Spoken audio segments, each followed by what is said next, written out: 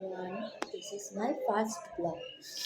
তো আমার নাম স্বর্ণালী রায়। আমি একজন government undertaken data entry operator, general hospital, government hospital.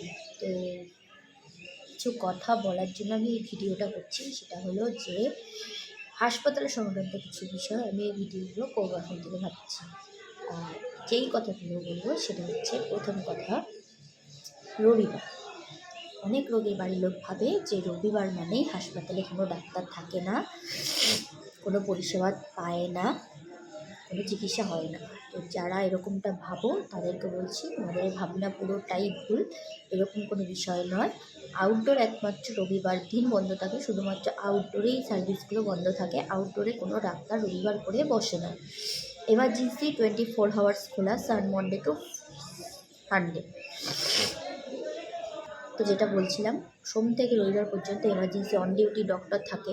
Male female ওয়ার্ডে ডক্টর থাকে, লেবার ওয়ার্ডে ডক্টর থাকে, চাইল্ড ওয়ার্ডেও ডক্টর থাকে, NICU অ্যান্ড সার্জারি ওয়ার্ডেও ডক্টর থাকে।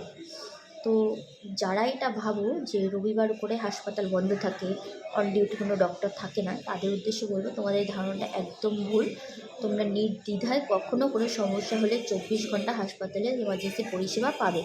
কোনো রোগী ভর্তি থাকলে বা কোনো রোগীর অবস্থা আশঙ্কাজনক হলে তোমরা সাথে সাথে তাকে হাসপাতালে নিয়ে আসবে। শনি বা কি রবিবার এইসব কখনো বিচার করতে যাবে না, কারণ রবিবার করে হাসপাতাল খোলা থাকে, শুধুমাত্র বহির্বিভাগ অর্থাৎ OPDটাই বন্ধ থাকে। আউটডোরেই কোনো ডক্টর বসে না রবিবার দিন। তো এই ইনফরমেশানটা তোমাদের কার কার মনে হলো যে জানা দরকার, আমাকে অবশ্যই কমেন্ট করে বলো। হাসপাতাল সংক্রান্ত তোমরা আরও যদি কোনো তথ্য জানতে চাও, আমার এই ভিডিওর কমেন্ট বক্সে এসে বলে যাও। আমি অবশ্যই চেষ্টা করবো তোমাদের সেই আপডেটগুলো দেওয়ার।